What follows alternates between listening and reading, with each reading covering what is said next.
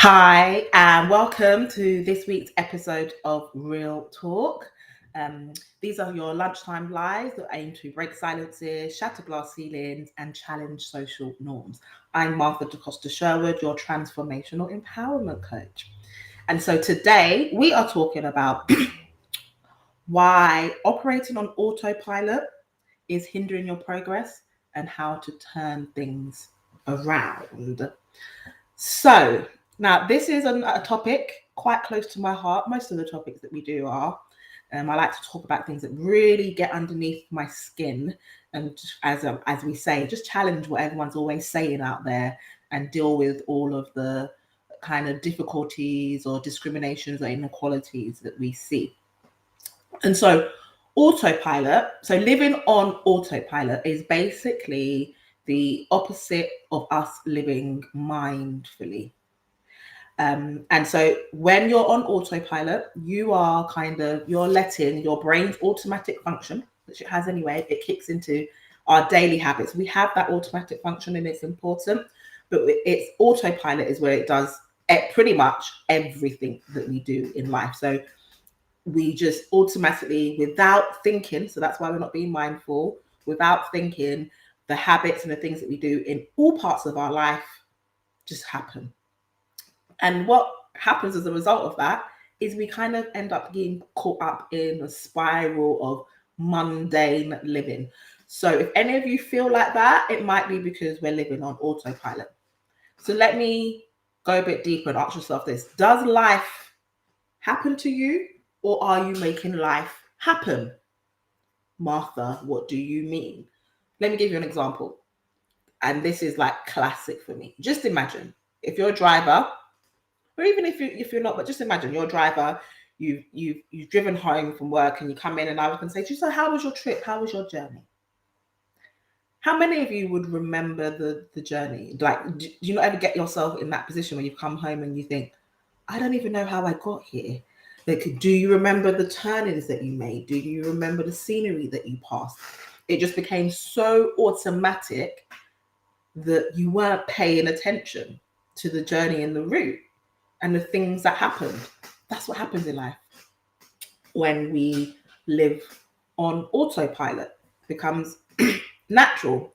And so sometimes though, when we live on autopilot, it almost as though feels like somebody else is driving, like somebody else is leading us, because we're not conscious. So life is just happening around us and we're almost a passenger in our own life. And this happens because our brain, we have the subconscious and the unconscious part of it, right? Now, so our brain is designed to put a mechanism in place to prevent us from overloading. So things that we doesn't really require lots of brain power, that is what falls into that automatic decision making action process. And it gets into our subconscious brain. It just happens. You don't need to really, your brain doesn't want to be thinking about lots of things. And so things that happen every day or what you're going to do normally, that's fine. It's a protection. So your brain can focus and think about the things that really matter. However, today, society and how our living is, particularly with this idea of being convenient, because fortunately the brain's lazy. It doesn't want to do hard work if it doesn't have to. That's why it's put these mechanisms in place. And with the rise of this convenience and the rise of the fast pace and things that are happening, it kind of puts us in a mindless state. So we are actually kind of going through our own epidemic of disengagement and subconscious decision making. We're disengaged and we're making decisions subconsciously. So, and that's that autopilot reflex. And you see it like so. Autopilot, you get up, you get dressed, you get in the morning, you get up, you get dressed, you go to the same place and have lunch, you sit down with the same groups of people, even people you don't like.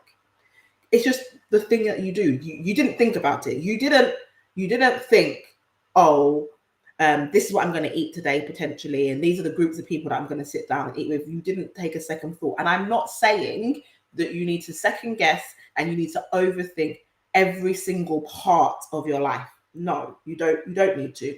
And some of those parts, that was the reason why our brain has got us this subconscious autopilot mode. However, if you autopilot the majority of your life, and there is something like 60% of people that are, have spoken about doing this, it can have a very, very, very, very, very big impact on the trajectory of your life, in your career, and the quality of your life. So that is the reason why being on autopilot, is actually hindering your progress. So this isn't about you having to be mindful and open and think about every last waking moment, right? So I'm not saying that whilst you're brushing your teeth, you need to be mindful and be thinking, oh, how is the toothbrush going on my teeth? Or when you're showering, you need to stick in a moment and be conscious and be thinking, okay, how hot is the water? How cold is the water? I'm not saying you need to be awake and mindful for every single last piece. No, that is the purpose of autopilot. But we're in a position where we're taking that a step too far. And we're autopiloting everything. Things that actually should be mindful of and stop and make decisions, conscious decisions about what it is that we want to, or what we're doing, right? Because otherwise, on autopilot, you're sleepwalking through life. You're a passenger in your own life, because the brain's laziness and the fact that the brain, your subconscious, and I say this all the time, I'm going to talk about this because our subconscious is so powerful, right? Your subconscious's purpose is to protect you. And so the path of least resistance is the path that your subconscious mind is going to set you on all the time. The truth is, from experience, that path often isn't something that's going to be very inspiring or a path that's going to necessarily lead you to where you want to go. So it's actually that pleasure pain plus, right? So this whole idea that I want this now, so I want to go there and I'm not going to think about it, and that's pleasurable rather than thinking about the pain side of this. So autopilot puts us in a very, very, very, very, very, it puts us in a comfortable place, but it puts us in a space that doesn't necessarily provide us with the opportunity to get the personal and professional fulfillment that we really crave and desire. And it impacts on us financially as well, because if you're not making decisions that's going to make you grow and develop, and also sometimes you're making decisions just out of the pleasure of something, they may not also be the wisest of decisions. And how do you see this? So, this happens all the time. It literally does. It really does happen all the time. And you might be thinking, really, is it that big a deal? But you will see just the typical things that happen, So they're things like, and I'm even sitting here today, I logged on today and I remember there's something I need to return, and it's been here for a week because I forgot about it. It's important though. It's very easy for that to happen, So that happens, sometimes. And last year, in the craze of things, birthdays are a big thing for me. And I'm always conscious of it. And as a result of it being really important to me, and I'm making sure, and I think it's an important time, I try to make sure other people's birthdays are important. And last year, I forgot so many birthdays. And I'm not alone. So I get a bit of comfort in knowing I'm not alone, but it's because we're not being conscious, taking a moment to just stop and being conscious. So what started as an evolutionary process to protect us, has now, protect us from our brain being overloaded and only needing to think when necessary, has now turned into something that means that we are literally sleepwalking our life away, our relationships away. We can't do this. And we can't because one of the biggest regrets that people have at the end of their lives is that they ended up living the life for other people expected rather than living their own lives. And you end up living life that other people expected or for other people because you are not making conscious decisions. You are just going through the process. So yeah, really important that we think about it. So how does this manifest in the workplace? What might you see? Okay, so what are some of the typical signs that we're seeing? So there can be kind of like 3 groups of people that I'm going to talk about, and there's loads of different ways, and it happens all over life, in work and in our personal life. And so how are we seeing these things? So we have pleasers, people who find it hard to say anything other than yes. Okay, personal and professional life, we see this. So in the workplace, that's you overcommitting. That's what it is. And it's overcommitting in both places, but you see the overcommitment in the workplace, right? So that's you taking on extra roles, because your manager or somebody's asked you to do something. You are already snowed under, or it's already, you're already doing your work to your maximum capacity, or it's just not even your responsibility, but not saying no. Okay, so that's how you might see it in the workplace. And in your personal life, this is a big thing, that pleaser thing, and not being saying no because of the resistance. No, most people think it's just easier for me to say yes, because we don't like that moment of conflict that happens when it comes to the no. So that happens when you're tired, or you don't have the time, or you don't have the extra capacity, and your friend asks you to do something and you say yes. So in both of these spaces, personally and professionally, this is what we end up seeing. And that is because you didn't take a moment to stop. You didn't stop. Can you do this? Yes. You didn't stop and think about it. Stop, literally, for a moment and think about it. Think about the whole entire process in terms of, yes, you feel uncomfortable saying no. It's very uncomfortable saying no. Yes, you do. However, what are the consequences of you saying yes? And I guarantee you that 9 times out of 10, the consequences of you just saying yes are actually more severe than dealing with feeling a little bit uncomfortable in the moment at saying no. Guarantee you. So whilst in that moment you have run from feeling uncomfortable, so you've taken the path of least resistance, in the long run, you have placed yourself in a position where you're going to be uncomfortable. Simply because we didn't take the time to be mindful and be conscious and think about a decision. So there's that side of it, and how it comes out in life, right? So by time,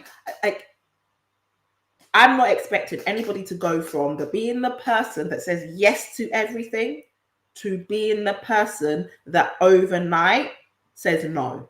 That's a big step. So I'm not going to say you should do that. But what you can do is buy yourself some time. Say, I will think about it. Literally. There's nothing in it. Can you do this for me? Let me look into it and I will get back to you. Give me a moment and then I'll give you an answer. It gives you an opportunity. Okay, it buys you that time.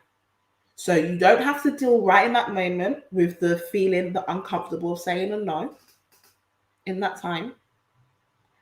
And you then get the opportunity to genuinely think about it. And also, even if you do want to help and you do want to say yes, and it's something that's going to put you out a little bit, maybe you can then have the time to think about how you can action that so that it doesn't cause you unnecessary stress. So that's the one side. The next side, and I would say I'm guilty of this. I think this is my thing I'm guilty of. And these are the people who are like pacers. So pacers are people who are constantly looking for what's next. You pack as much things as possible into your day. Guilty. That's me. Right? And you get caught up in that, the moment of doing the next. What's the next goal? What's the next goal? What's the next thing? You don't stop in a minute and just agree, oh, I could accomplish that. And just stop for one moment and take that in and see what that means. And being mindful. And the reason why that's important is because what What's more productive? What's more important? That I complete lots of things throughout the day, or doing loads, or the things that I'm completing are beneficial and go to an end purpose. I might complete one thing and work on that one thing, and that's going to provide me with greater value than all of the little things that I'm doing. But because you're stuck in that moment of maybe, like that ticking off all the easy stuff, it feels really good. Done, done, done, done, done, done, done. Woohoo! Fast pace, fast action, rather than stopping, taking a moment, slowing down, and working on things that require a little bit more time and space and don't necessarily give you that instant gratification. Okay. And so again, searching for this instant gratification, constantly going for the endorphins that make you happy and feel pleasure all the time, like constantly, that's your short-sighted focus, can end up hindering your long-term progress and happiness. Okay, so in the workplace, let's just imagine I'm completing, and I've I've seen this quite a bit when I speak to people who often, and this is the thing, they end up often feeling kind of disgruntled because they've been working hard at work, and the same in personal life, whether it's with a friendship, whether it's an intimate relationship. These people have been working hard because they've been doing the most with lots of things happening, keeping themselves busy. So they've genuinely been working. And then when what they expected or what they wanted at the end doesn't transpire, you feel aggrieved because you feel like I put in all of this work, but I'm not getting a reward at the end of it. But the likelihood is that you didn't stop, think, and be mindful about the tasks that you were completing. Were they the most important tasks? Were they of the highest value? Was that task the priority? Was that task the task actually required to get to where it is that you wanted to go?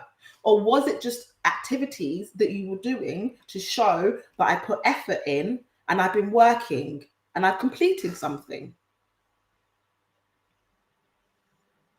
And in relationships, what that looks like is you doing things to please other people, to make them happy, or what you think's going to make them happy, but you are choosing those things. You haven't stopped and consulted somebody. So whilst you were there and you done a million different things all the time, and your partner wanted you to do one thing, and you done 20 other things, but it wasn't the one thing that your partner wanted you to do. So it's really important that we just take the time to stop and be mindful. Our decisions and the actions that we take, they need to come up from a place of consciousness, ones that really matter. And then a final one, which again, lots of people are probably guilty of, is, and this is what I said, alluding to the overall part, is just being a passenger in life. Being a passenger. So you're often just kind of going with the flow, literally going with the flow. Okay, you're not going outside your comfort zone at all. You're not kind of, stepping outside of any molds. You're not breaking any status quo. You're not choosing to challenge anything at all. Nothing that's going to be of disapproval, anything that might get, a rejection, anything that might cause uncertainty. None of that at all. You're literally just, it's like a door, like if you go to two doors, one's locked, one's closed. Okay, one's closed, one's locked, one's open. You just go down that path.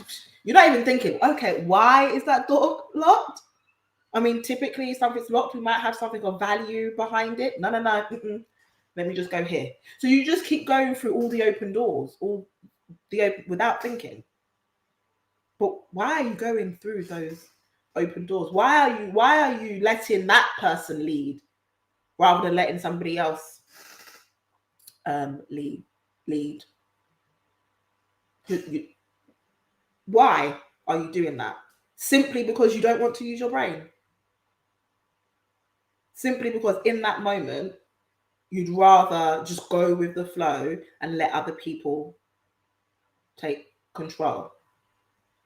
Because it's going to cost you and cause you so much energy to just stop for a second and think, what do I really want? And stop for a second and think again, weigh it up. Okay, this is going to be a little bit uncomfortable, but what's the end goal? For dealing in a moment of feeling uncomfortable for just a moment, what do I get at the end of that? If you just took the time to do that, at least then, if you've chosen to go down the path of the least resistance, it's come from a subconscious decision to a conscious decision. At least then you can say, I decided to go here. So whatever the outcome is, it's on me.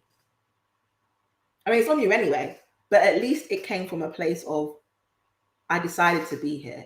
And really and truly, as much as I say I want that thing, my peace and my comfort and in this moment is more important, because that's what I've chosen. And these things are important because what you focus on is what you achieve. And if you're not focusing on anything, then you can't achieve anything. Or if you're not focusing on the things that you want to achieve, you're never going to get there. So if the actions and the processes that you're supposed to be taking, you're not focused on them and you're doing something else, how can you achieve your end goal?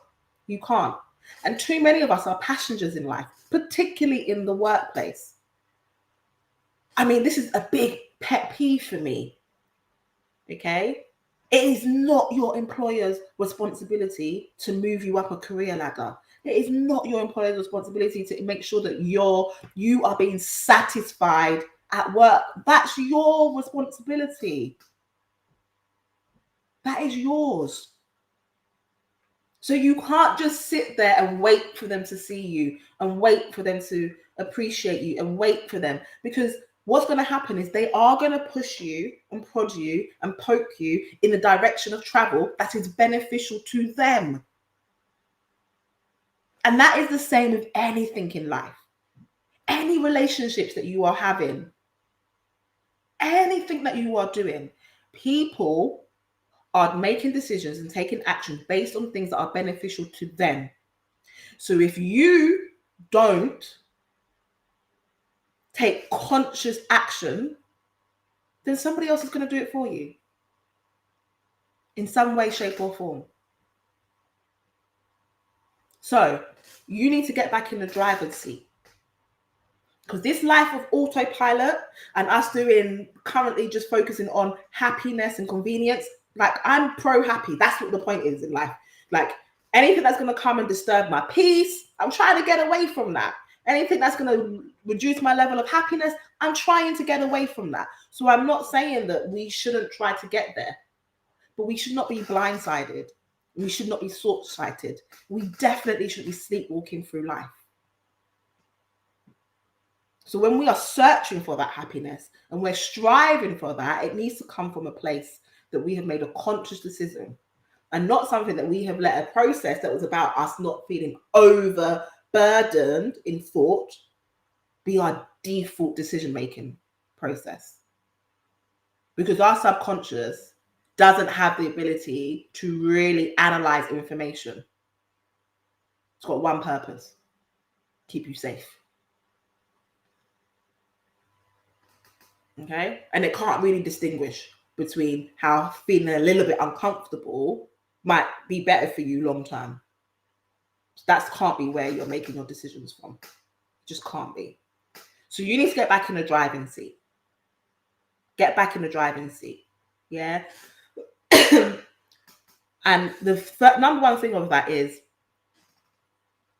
to get back in the driving seat, you need to understand how you ended up in the passenger seat. So that might be a bit of an extreme. You need to wake up. So you need to kind of check your behavior for a moment. Where do you see that, no, actually, this is what I'm doing? Because you've been living on autopilot for all of this time. You're going to need to wake up. because everything pretty much right about now is probably just done out of habit. So you're going to have to be very conscious and start noticing where do these things happen or where do they not happen. So yeah, actually, in order to wake up, even the most mundane things, you need to first check, is that something I want to keep on autopilot, or is that something that I need to bring into my consciousness? So when you wake up in the morning, what is it that you're doing? And do you need to switch those around?